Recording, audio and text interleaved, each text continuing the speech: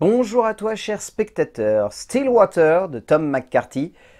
Alors, j'avais très envie de voir le film. Parce que si vous suivez cette chaîne, vous savez que j'adore Tom McCarthy et que je trouve que c'est un immense metteur en scène. Mais j'ai vu les retours de Cannes, j'ai écouté la polémique, même si je la trouve très infondée, et j'ai quand même eu quelques réserves à l'idée de voir Stillwater, même si j'adore le cinéma de ce metteur en scène américain que je trouve extrêmement intelligent. Le résumé pour faire simple, Bill est un homme pragmatique, avec un lourd passé mais surtout une histoire compliquée avec sa jeune fille Allison. Celle-ci est en prison, accusée d'avoir assassiné en France une jeune fille avec qui elle avait une aventure. Autant le dire tout de suite, on est à des années-lumière de Spotlight. Vraiment. En termes de créativité, c'est un film qui, je trouve, n'est pas aussi généreux que son prédécesseur, mais on sent que c'est pas l'ambition de Tom McCarthy. L'ambition de Tom McCarthy ici, c'est plus de rejoindre des films comme The Visitor, de raconter un portrait humain, d'essayer de le mêler à des petits retournements de situation ou à des questionnements plus ou moins intimes, et surtout de faire en sorte que le spectateur soit vraiment dans une situation où il va se poser beaucoup de questions. Et est-ce qu'il aura les réponses ou non, ça sera à nous de le découvrir au fur et à mesure que le scénario avance. Mais ça n'est clairement pas un film qui cherche vraiment à faire de cette affaire, qui tout de même est assez réputée et assez glauque et assez noire d'ailleurs, le centre névralgique de son ensemble dramatique. C'est un film qui avant tout de parler de l'histoire d'un père qui a perdu sa fille et cherche à la retrouver. Ce qui est une histoire que je trouve très touchante, mais au sein de ce long métrage, c'est une histoire qui se perd dans une fioriture de petits détails qui par moments sont très intelligemment amenés et par moments sont très grossiers, pas toujours très justes et pas très fins. C'est un film qui est extrêmement bordélique, que je trouve tout de même pétri de bonnes intentions, que je trouve très intelligent, très intéressant par beaucoup d'aspects, mais où vraiment il y a beaucoup trop de choses qui s'entremêlent. On sent que c'est un scénario qui est très touffu, une mise en scène qui est très sobre, mais comme souvent chez Tom McCarthy. Mais ici, je trouve que ça trouve pas forcément le meilleur juste milieu pour réussir à être à la hauteur que pouvait l'être Spotlight ou d'autres longs métrages du cinéaste qui, eux, pour le coup, sont vraiment des chefs-d'œuvre. Là, on est clairement sur un film qui est sympathique, mais dont on ressortira pas complètement bouleversé. Les récits s'inspirant de la réalité pour développer une aventure humaine exploitant un contexte particulier, des personnages sortant de l'ordinaire et surtout une manière de jouer avec l'émotion surprenante peuvent à la fois donner lieu à de jolies surprises mais aussi tomber dans un classique assez déstabilisant et stéréotypé. Tom McCarthy nous offre au travers de son nouveau long métrage un récit surprenant de par son contexte, mais qui dans son fond ne surprend que rarement, donnant lieu à un moment de cinéma classique, comme souvent avec le metteur en scène, mais qui ne possède pas forcément la même puissance humaine et dramatique que sur ses œuvres précédentes. En termes d'écriture, donc le scénario est très vaste parce qu'il est écrit à la fois par Tom McCarthy et Marcus Hinchey, ainsi que par Thomas Bidegain et Noé Debré. Oui, deux Français cocorico.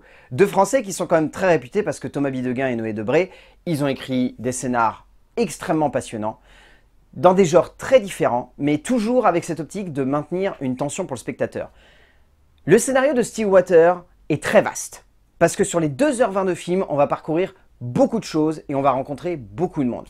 C'est un film qui commence en racontant l'histoire d'un père qui a envie de faire sortir sa fille de prison. Puis c'est un film qui va dériver sur une histoire de famille. Puis c'est un long métrage qui va repartir vers cette histoire de prison. Puis ainsi de suite. C'est un film qui part dans tellement de directions qu'en termes d'écriture, ça a dû être vraiment un sacré bazar à concevoir, à mettre en place et à rendre cohérent pour le spectateur. Ça reste pour autant extrêmement intéressant. On pourra pointer du doigt les nombreuses maladresses qu'il y a à gauche et à droite de scénario. C'est clair et net, il y en a beaucoup. Il y a une conception de certains personnages qui est très archaïque. Il y a certains retournements de situation qui ne sont pas subtilement amenés. Il y a certaines situations où clairement on se dit « ça, dans la vraie vie, ça n'est pas possible ».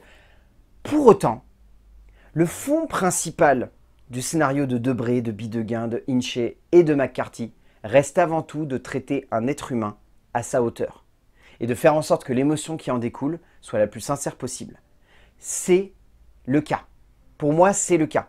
C'est juste que derrière ce qui se passe, ça n'arrive pas à rendre ce personnage aussi émotionnel que ce que les auteurs voudraient. Parce que le personnage en lui-même l'est, mais la situation dans laquelle il se trouve est tellement rocambolesque par instant et tellement bizarrement amenée que c'est compliqué de réussir à ressentir ça.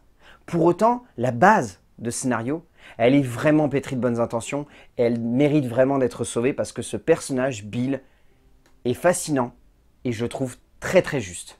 Debray, Bidegain, Hinchey et McCarthy se penchent avant tout sur l'évolution de l'homme qu'est Bill plutôt que le véritable fond de l'affaire entourant la famille Baker, ce qui a donné lieu à la fameuse polémique autour du film à Cannes, mais comme souvent chez ces 4 auteurs, c'est l'ambition de base de leur scénario. Oui, cela peut sonner comme un poil excessif en termes d'émotion et de construction des rapports entretenus par ces différents personnages, mais tout de même, on ressent quelque chose de particulièrement intéressant et haletant qui se développe au fur et à mesure que Bill évolue, et si ce n'est pas la promesse dramatique et haletante de base, cela reste touchant. En termes de mise en scène, je peux pas m'étendre 10 000 ans sur la mise en scène de Tom McCarthy. C'est la même mise en scène qu'il a l'habitude d'utiliser et je sais que pour beaucoup de gens, c'est une mise en scène qui est très plate, très sommaire et très classique.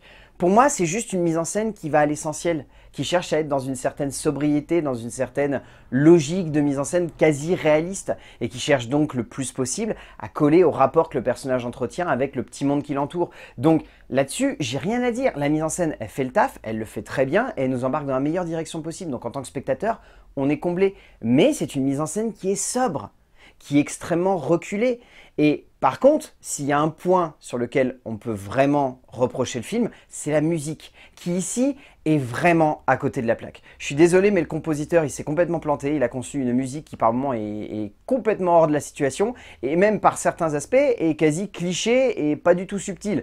Ce qui fait que ça nous fait presque sortir du film. Ça dessert réellement le long métrage, là où je pense que si Tom McCarthy avait reposé son film sur un concept comme le fait Xavier Beauvoir régulièrement avec ses films, comme Petit Lieutenant, sur une idée d'enlever la musique, et donc du coup de faire en sorte que le film soit le plus réaliste possible, soit le plus crédible et le plus accroché à la réalité imaginable. Et je pense que s'il y avait eu ça, le film de Tom McCarthy aurait peut-être été un peu plus salué pour le geste, parce que là, vraiment la musique pour moi, elle fait défaut à la mise en scène. McCarthy, comme toujours, se centre avant tout sur l'aspect émotionnel de sa mise en scène, ne cherchant jamais à en faire des caisses avec l'émotion prenant place à l'écran, mais cherchant surtout à parfaitement la mettre en exergue, au travers notamment d'un cadrage privilégiant le réalisme au grandiloquent. On ressent cela notamment dans la composition des séquences en famille et où Bill interagit avec la jeune Maya, où la mise en scène de l'auteur américain reprend à nouveau cette forme et cette générosité créative qui habitent son cinéma depuis maintenant une bonne vingtaine d'années, pour une œuvre qu'il ne transcende pas, mais qu'il domine et maîtrise indéniablement. En termes de casting, alors déjà, je tiens à saluer Camille Cotin qui s'en sort hyper bien. Son personnage, elle le porte à merveille, elle l'emmène le plus loin possible, elle est extrêmement attachante et même émouvante par certains aspects. Vraiment, elle m'a transporté, j'ai trouvé folle. Abigail Breslin, de son côté, dans le rôle d'Alison, est très bien. En même temps, c'est une très bonne actrice, ça avait plus besoin vraiment de le prouver, mais je la trouve très douce.